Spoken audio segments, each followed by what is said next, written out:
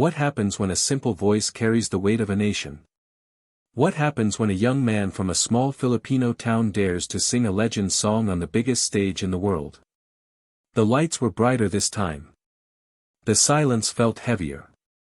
He stood there again, not just as a contestant, but as a story still unfinished. Part 1 had surprised the world. But Part 2 would test his soul. His name was Miguel Santos.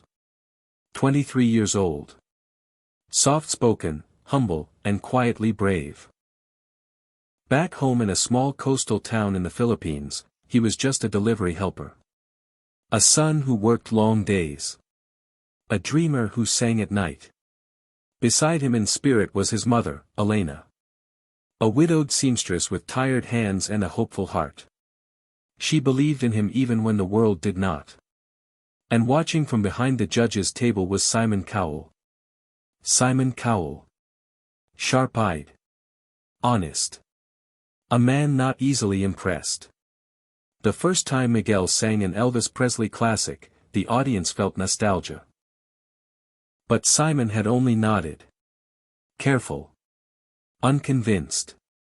Now, the stakes were higher. Miguel was about to sing again. Another song by Elvis Presley. Another risk. Because singing Elvis is dangerous. The voice must be strong. The soul must be deeper. And comparisons are cruel. The stage was quiet. The crowd waited. The judges leaned forward.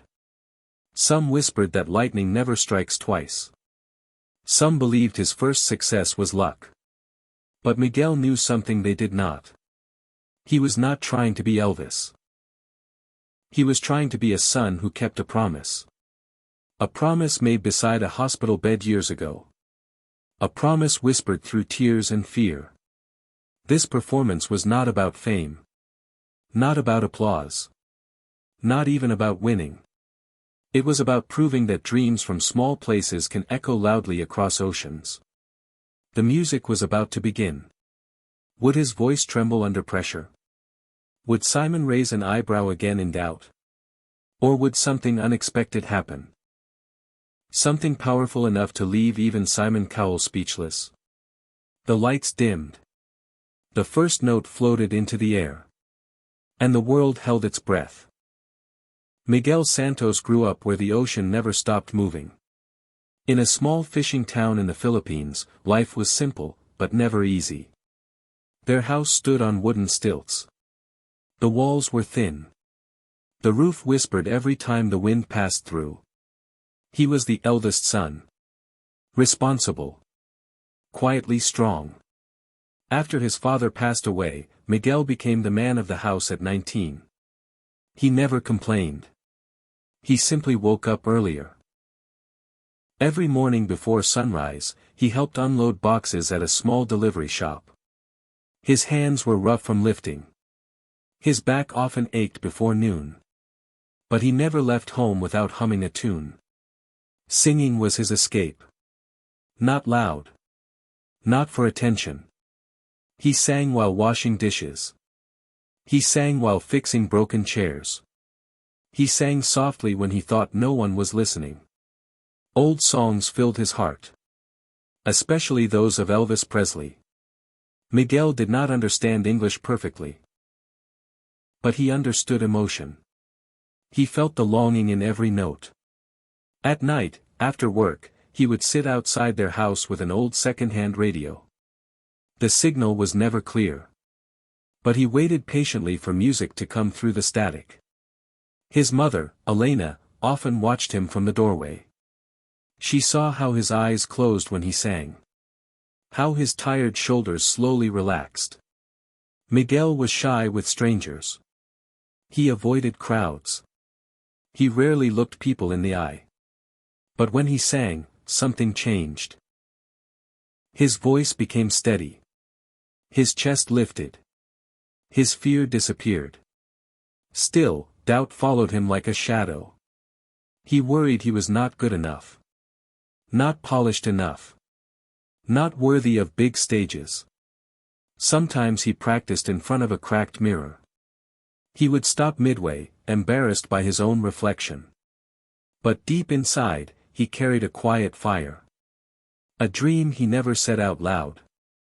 Now, standing on that massive stage far from home, Miguel felt the same mixture of fear and hope. His hands were slightly cold. His heart beat fast. But beneath the nervousness was something stronger. A son's determination. A young man's promise. And a voice waiting to be heard. Miguel's dream did not begin on a stage. It began in a hospital room filled with silence. 3 years ago, his mother, Elena, became very sick. The doctors spoke gently, but their words felt heavy. Treatment was expensive.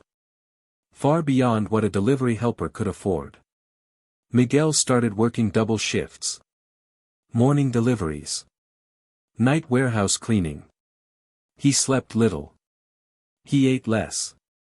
But still, the bills kept rising. There were nights he sat outside the hospital alone. Listening to the distant sound of traffic. Wondering if effort was ever enough. He blamed himself for dreaming. For singing. For wanting something more than survival. Music began to feel selfish. While other young men his age were chasing careers, Miguel was chasing receipts and pharmacy lines. His youth felt paused.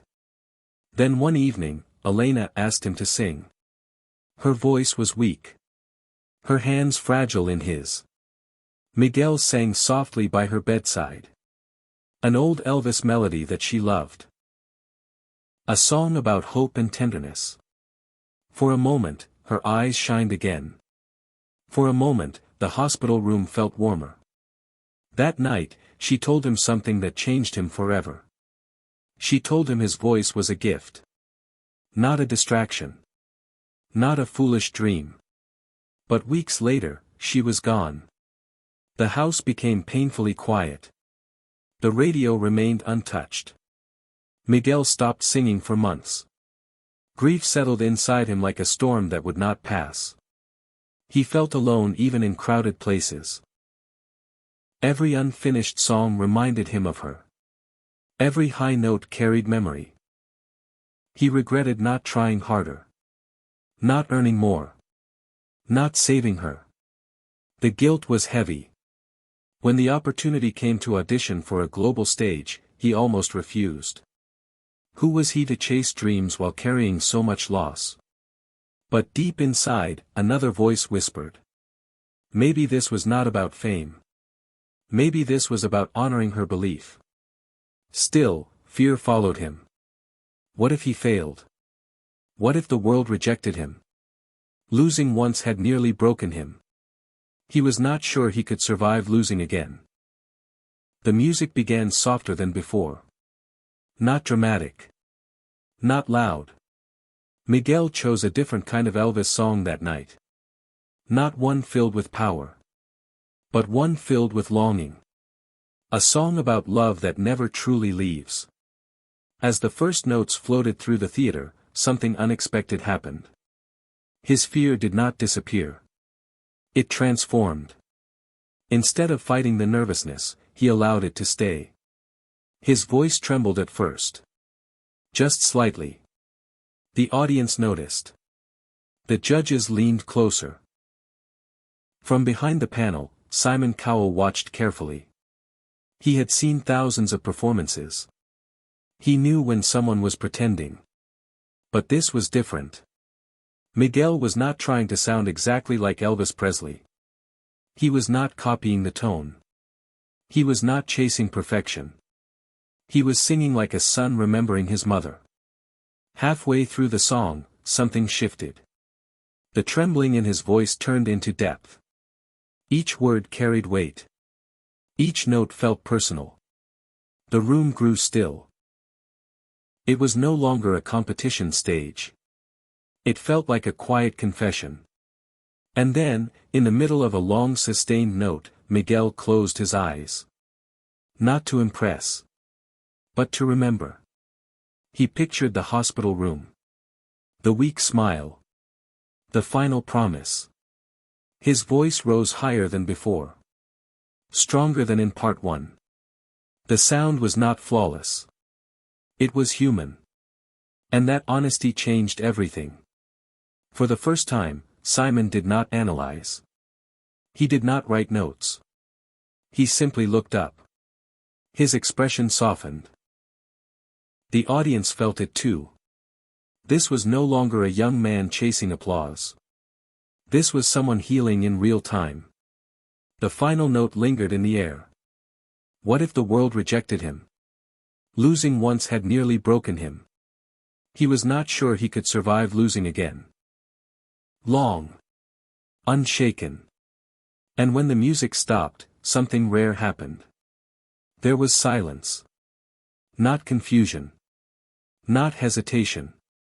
But stunned silence. In that quiet moment, Miguel realized something life-changing. He did not need to win to honor his mother. He only needed to be real. And somehow, that truth made his voice unstoppable. That night was not just about a performance. It was about a promise fulfilled. Miguel did not walk onto that stage as a superstar. He walked on as a son carrying love and loss in the same heart. And when he sang, the world did not hear perfection. It heard truth. Even Simon Cowell, a man known for sharp honesty and high standards, was left speechless for a moment. Not because the song was flawless, but because it was fearless. Miguel's journey reminds us of something simple. Dreams are not only born in big cities. They are born in small wooden houses. In hospital rooms. In quiet sacrifices no one sees. He sang music once made famous by Elvis Presley. A global legend. A name larger than life. But Miguel proved something powerful. You do not have to become someone else to honor greatness. You only have to bring your own story into the song. Grief does not end dreams. Sometimes, it gives them deeper meaning. Loss does not silence a voice. Sometimes, it makes it stronger. Miguel's victory was not measured by applause. It was measured by courage. He faced fear. He faced doubt. He faced his own guilt. And he chose to sing anyway. For anyone watching from a small town. For anyone carrying regret. For anyone who feels unseen. His story whispers a gentle truth. You are allowed to dream. Even after loss. Even after failure. The world may judge quickly. It may compare you to legends. But your story is something no one else can sing. And sometimes, the most powerful performances are not the loudest ones. They are the ones born from love. Miguel stood on that stage alone. But he was never truly alone. Because when he sang, he carried his mother's faith with him. And that kind of love is louder than any applause.